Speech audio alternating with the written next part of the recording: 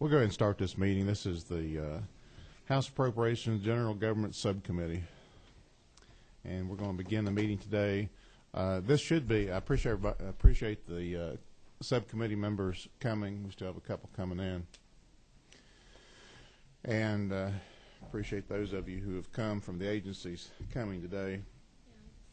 We are not going to take any action on anything today. We'll be taking action probably later in the week or perhaps early next week on the 08 amended budget.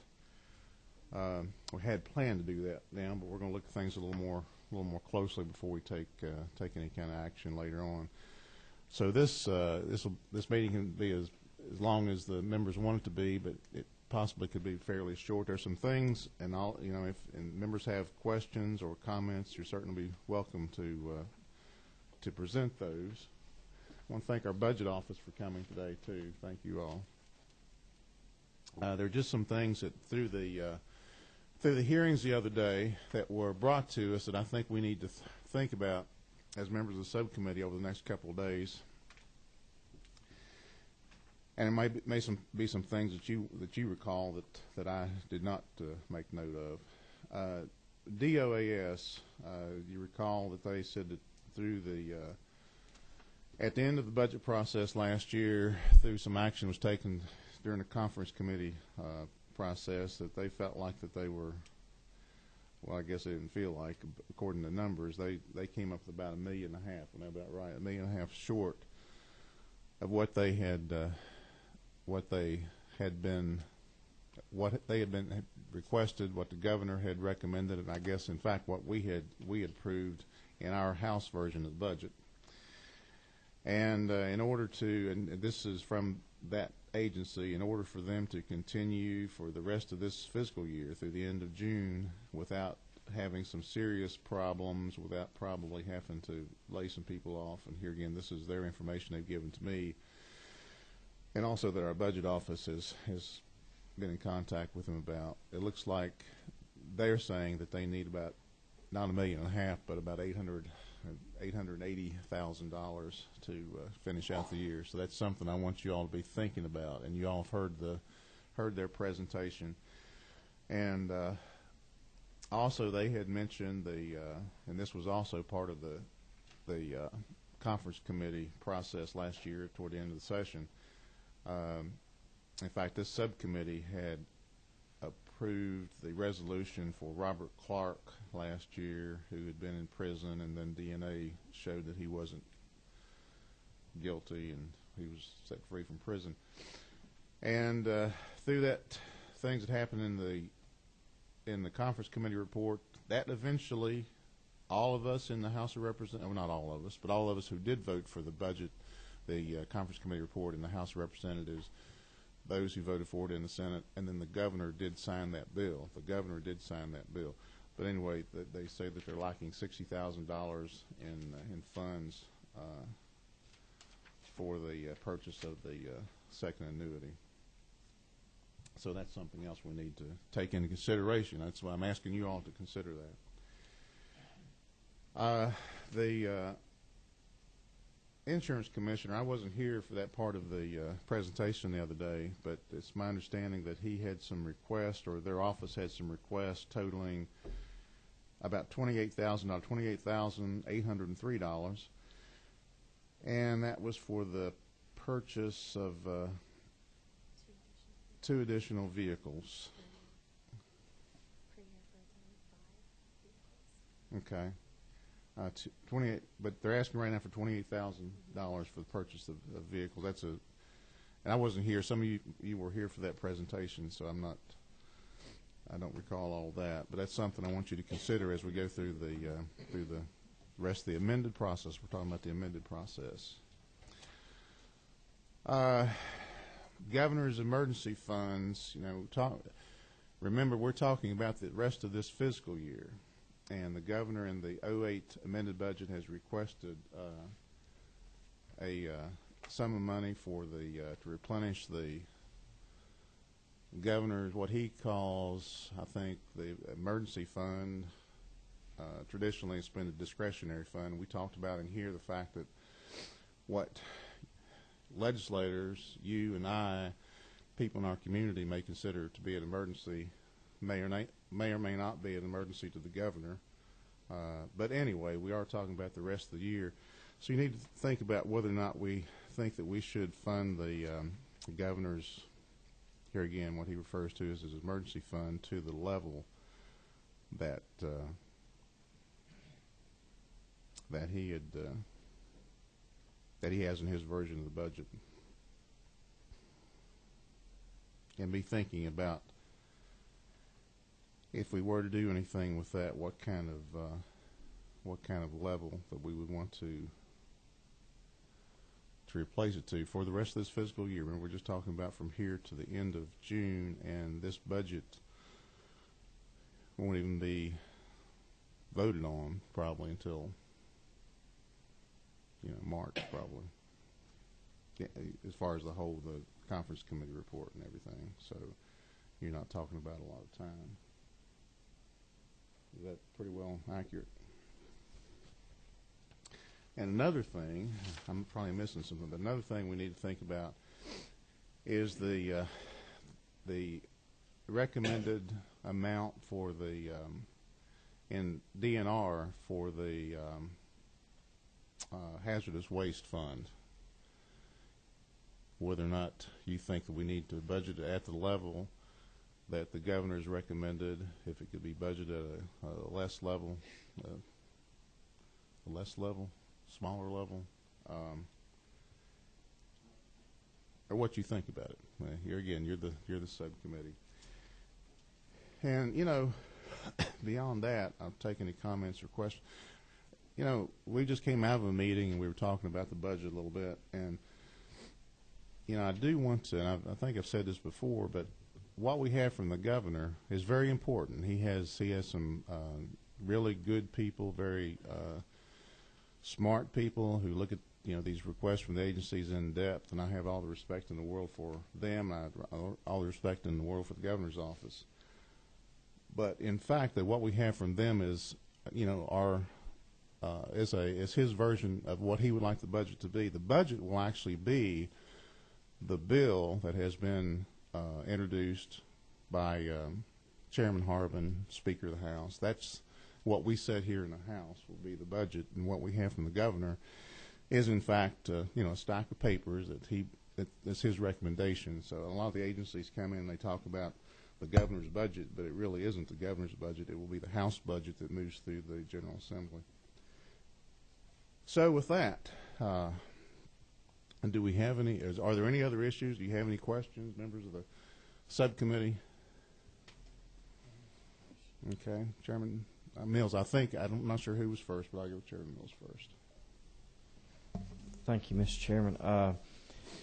How much has the budget increased? What's budgeted for the Georgia House of Representatives and the Georgia Senate in the supplemental? Have we had any increase there? Is it remained neutral? Has it been cut? The House and the Senate, or the Senate?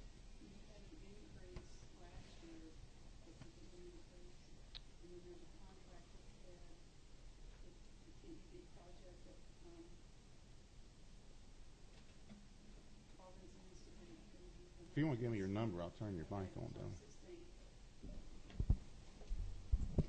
So there was an increase last year. But there's in the supplemental. This year, no, there is no increase, other than to account for salary increase and FICA and basic, the 2.5% increase for employees. Okay, and then in the going back to what the chairman referred to earlier, the governor's fund, it actually, by the time this passes, there will only be 2 months. There'll be May and June. And how much has that increased? Or the request for the emergency fund? What page is that on?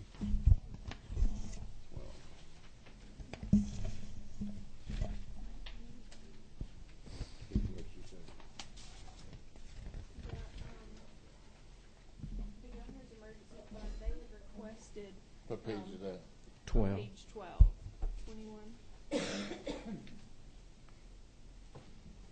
requested $1.2 million to replenish it to the level of $3.4 million. And then on top of that, they requested an additional $2.8 million. What it says in here is for instances of natural disasters, but I think that specifically relates to if and when there's a drought emergency declared. So that's 2.4 plus the 1. Is that correct? They're asking for 1.2 plus the 2.8. So $4 million. Is it on top of what we appropriated in House Bill 95 of 3.4? So you're talking about $7.4 million that he has requested to expend in this fiscal year. Now, none of that's been spent at this point, right? Because it hasn't been approved. Some of the funds, I understand, have been encumbered due to fire bills that they've received, and that's why they're asking for the replacement of the 1.2. It's because those funds have already been encumbered. So the 2.8 is actually what's anticipated to be spent during really May and June if this is approved at the end of March. Well, yeah, I mean, I don't know if they anticipate it or not, or at what level that will happen. They asked GMA to put together, a projection about that, and that was the best they could come up with. Not spent, but they anticipate they would spend. I wonder, would again, I'm giving a bit of a personal commentary here, but it seems like that if we've made a mistake as a General Assembly, then we ought to pay for those. We ought to cover that. For example, the gentleman that was set free, the DNA. But does that not qualify under the emergency plan if that came up short? If the legislature did not approve what it should have? This governor has asked that only things out of the governor's emergency funds be used just for emergencies related to natural disasters. He has not used them for any agency shortfalls or any community projects, from what I understand. And I'm appreciative of that, and I think everybody appreciates that, but I think that might be an area that... That's a good question. Let me comment on that, too. Here again, back to what I originally said, the governor signed that bill. He signed the appropriations bill for 2008, but he did not make any recommendation for that money for the prisoner to be put back in the budget, or, in fact, any of that money for DOAS. The governor signed the bill that had apparently the shortages in there. Well, and thank you for that question, Mr. Chairman, comment, because that's my next question was, if DOAS needs $880,000, was that, again, the House passed it, the Senate passed it, the governor signed it, so we all agreed on it. The comments from DOAS, was that, or are they saying that they asked for more and we shortened, did not give them enough money? In other words, was it a mistake on our part of underfunding? Do you want to? Yeah. So I want to ask Lisa, and when we ask our budget analysts, we're asking them, and they're very good, and we appreciate them so much. They're providing information. They're providing information to us, and of course, not opinions or anything like that. They have opinions, I'm sure, like everybody else, but they're not offering opinions today. Well, basically, from what I understand, they hadn't asked for any additional money in the budget. The $1.2 million was cut at the last minute in a conference committee, and they said that the savings would go to 20 attorneys in the Department of Law. But basically, DOAS didn't realize those savings. It didn't affect DOS. They didn't save anything. Instead, they had to cut money from their personal services and administration, and this includes the commissioner, legal, accounting, and IT. Basically, if they don't get enough money by May, they're going to have to cut several positions. I mean, it's going to be difficult for them to run their personal services and administration correctly. And that's based on information they've given us, and I mean, this money was pretty much kind of erroneously. And information our last budget minute. office is, you know, what they see and what they May I ask one last question, Mr. Chairman? certainly. That money from DOAS, certainly if we shortchange them, then I think we have a responsibility to do the honorable thing. It does bring a question to mind, and that is, in their budget, did they anticipate the $4.99 million coming in from the P cards? I think from what I remember from their presentation, that goes towards maybe procurement. Is that correct? E-procurement, right. And so that doesn't even go towards their administration. I mean, it goes towards something else. It's just not in the same category at all. So that amount of money doesn't make a difference when it comes to this cut that was made to DOAS. What they told us was in the hearings, I think the gentleman's here, what they presented to us was that money that came back from CNS Bank for Bank of America for the processing of the P cards, according to them, the money by statute comes back to be used for implementation of the purchasing plan. I mean, I'm not challenging, you know, the validity of that. I'm not. Let's see, how am I saying this? I'm not challenging them on believing that to be the truth. I don't know that it's true that's in statute. That's something we need to look up, and I think there's some legislation currently that has been drafted that if that is true, then that could change that. I mean, that's as best as I can say that. Now, in other words, they're saying that by statute that the money that $5 million has to be used for development of the procurement system and can't be used to address this. I don't know if that's true or not. Mr. Chairman, I apologize, but since Mr. Kim is here, we asked for DOAS to give us a sheet, and I asked what would be a reasonable time, and y'all said 2 days, and that was last Thursday. My office has been calling DOS asking, and we've not gotten anything. Do you have that today? Sir, I appreciate it. If you would come over to the witness microphone, I appreciate it. I apologize. The commissioner's been out for the last 2 days. Hopefully we'll be able to get you something by tomorrow. Okay. I mean, is that, I don't see what difference that makes. Surely you've got that on file somewhere. Actually, they're trying to develop the information. I'm sure that wasn't how you meant to say that. Okay, well, right.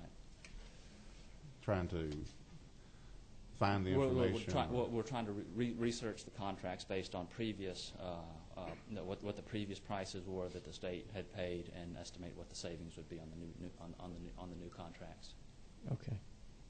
Looking forward to getting it. Okay, and on the issue of the P card rebates, the statute that authorizes the retention of the rebates, whether it's on the P card or any other contract, is for purchasing purposes, not necessarily for e-procurement, but for purchasing purposes. Now, e-procurement is the big purchasing initiative that it's being used for. So I just wanted to clarify that point. Okay. Well, thank you. We may have more questions for you. I appreciate you coming today. Yes. I appreciate you being willing to answer questions. Thank you.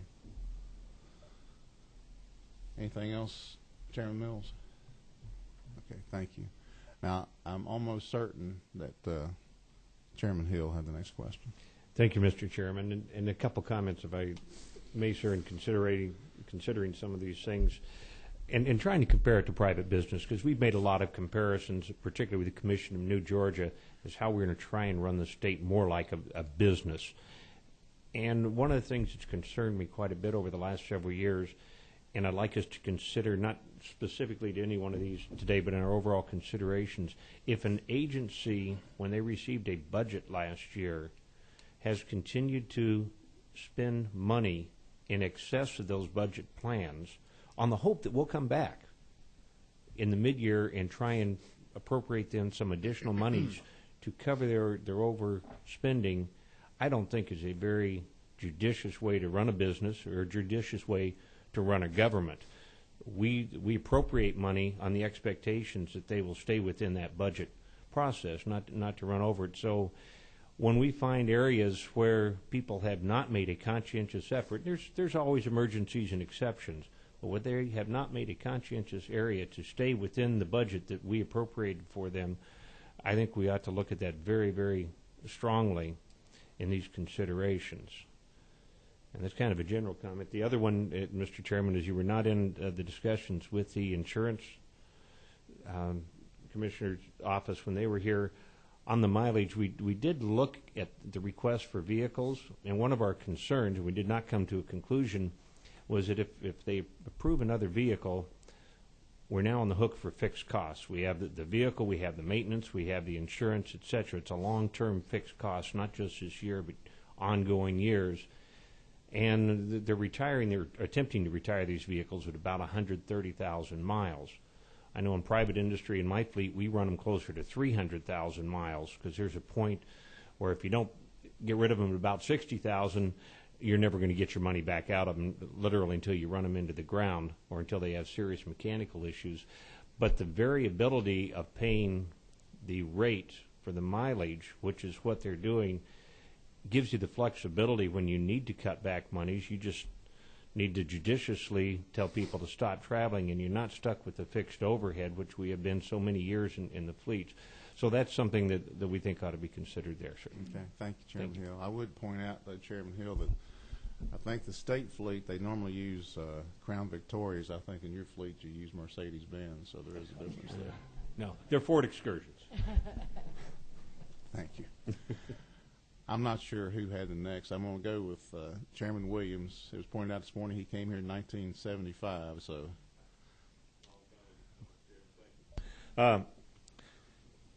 Trying to get a handle on the budget, let's go back and talk about, for example, the Hazardous Waste Trust Fund. Now, that bill was passed to fund that fund, but it was not dedicated. And I've expressed concern every year looking at that thing. That thing gets depleted, but I don't think it's for hazardous waste.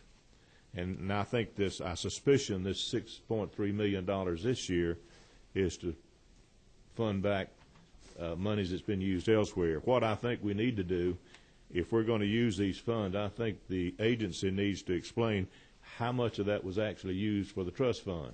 And that's what we ought to fund at that level, and not put it out there for somebody to take part of it and use it for something else. So that would be a recommendation. I think that we get a handle on these funds that are not dedicated that are being used elsewhere. Thank you. I don't know, is there anybody from DNR here? If you could get any information that would help Chairman Williams and the rest of us with that, I'd appreciate it. I do know that this year, currently the base budget for the Hazardous Waste Trust Fund is $7.6 million. Their estimated collections this year in FY08 will be just over $14 million, and then this additional money would put total appropriations to that fund for the use for hazardous waste at just under $15.9 million. So they would be essentially receiving almost all of what's been collected by the fees for hazardous waste. Okay. Well, I don't have any problem if it's being used for what it's intended for, but if it's not, I think we need to cut that budget back and say, okay, what do you need to do what you're supposed to do, and then fund it on that basis rather than just come in with a figure. Thank you. Chairman Royal, did you have a question? Representative Williams was afraid that he wasn't going to get recognized, so he hit both buttons. Oh, okay. Well, he has been here since 1975 and before microphones. That's right. Chairman Smith. Thank you. I might be able to shed just a little bit of light on this Hazardous Waste Trust Fund. About 3 or 4 years ago, when we were in the emergency situation with the budget crisis, both your hazardous and solid waste trust funds were pretty much zeroed out. What happened in the meantime is that your local governments had assumed the cost to deal with some of their hazardous waste sites in their areas, and so there was an amount due to all our local governments. And so when you're asking this question, we also need to be reflective of what is our obligation to our local governments who have been on hold while this fund is being restored. So there's a lot more to it than just this year. So there's a past due by the state to local governments, and so I think we need to keep that in mind, because in the emergency phase that we were in, both these solid and hazardous waste trust funds were pretty much used elsewhere because they do go into the general fund. I think that is one area to look at, is go back when you're doing your research to when we had that crisis with our budget where we pretty much zeroed out what we were owing local governments and see how we're restoring our obligations there. Thank you. Thank you, Chairman Smith. Yes, turn your hit your button now. Turn your. One thing about the in the $6.3 million, they actually it includes 4.4 of that would go to pay for all current applications from local government. So it would take care of everything, and then there's an additional 1.3 that would be there for any new applications or go towards new site cleanups.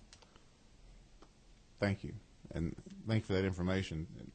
That's I guess where we're coming from, where I'm coming from. You know, here again, as we talked about with the governor's fund, this is for the rest of this fiscal year. So if it's more than what they're going to be using for the rest of this fiscal year, I think it's something we need to take a look at. And those are the things that some of the items that I thought we were going to talk about. Members of the subcommittees, anything that during the hearings that you had been brought up that you would like to bring to the subcommittee, anything at all, this would be a good time to do it. Chairman Mills. Chairman Parsons, I really I have been mulling over this new Commission of Georgia that we've fully funded, and we've implemented procurement procedures that was to save agencies money. We did that on the basis of that it was being put in place to save taxpayers money. And personally, I cast my vote with that in mind. And I would like for us as a committee to strongly consider, and I think we ought to question why we're not seeing cuts reflected from the savings in different agencies and departments. I'm not trying to be harsh or hard. That's the way I think any of us would run our business. That's the way it was presented to us in this committee when I voted on it. And I don't know the answer to this question, but I just throw it out there so that I think we have a responsibility as state representatives to explore this question to the fullest degree. Thank you, Chairman Mills. Chairman Royal. Thank you, Mr. Chairman. Is there anyone here from the Department of Revenue? On the homeowner tax relief grant here, the $2.6 million additional, what does that make that total for the year? Be approximately $430 million. $430 million? Yes, sir. Okay, thank you. Mm-hmm. Thank you. Any other questions? Chairman Royal? Okay. All right. And to Chairman Mills' questions and comments, we're going to have tomorrow. We have Sid Johnson scheduled to come before this subcommittee. We've asked him to bring a list by agency of savings that have been realized by the actions we've taken based on recommendations from the Commission for New Georgia.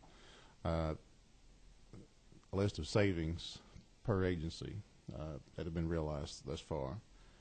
And we have that scheduled for 9 tomorrow. However, I'd forgotten when I scheduled both this meeting and the one tomorrow that is the time for rules, so we're looking to change that. I know it's going to be early, but this is real important, as Chairman Mills has stated. And I'm going to try to change that. I hope that everybody can make it. I see our Secretary of our committee over here, too. I'd like to make that at 8. And I hope that you can make it because it is important, and we have rules at 9. And that will give them an opportunity to bring that list of savings to us. We can look at it, and to your point, Chairman Mills, I think as I recall, and I don't know how much money we've put into implementation of those recommendations so far. I know that originally the number was around $22 million. I think we put more into that because there have been further requests. Isn't that probably correct? That was kind of a base number that we did over the first couple of years, and I believe that the information was given to us was that by putting that money into the budget, implementing those programs that the state would save or taxpayers would save, it was in the neighborhood of $127 million is what I'm thinking, as I recall. It was a whole lot of money, but we have not seen anything that would indicate that we've saved anything. We haven't. I'm not challenging. I'm not saying that hasn't. We're not in the process of doing that. We haven't seen it, and I think that's your question. We would like to see and be able to show the taxpayers of the state of Georgia, yes, that money we put in has caused savings to be realized by you, the taxpayers. We need to see that, and that's what we're looking forward to seeing from Mr. Johnson tomorrow. So I do plan to change that meeting to 8, and I know it's early, but it is important, and I wouldn't think he would have any problem with that since he already scheduled to meet with us at 9. I wouldn't think he would have anything scheduled before that, but if anything changes, I'll let you know. But as we sit here right now, that meeting would be changed till 8 o'clock in the morning. That will give us an opportunity to hear from him, ask him questions, and for those of us who have to go to rules, still go to rules.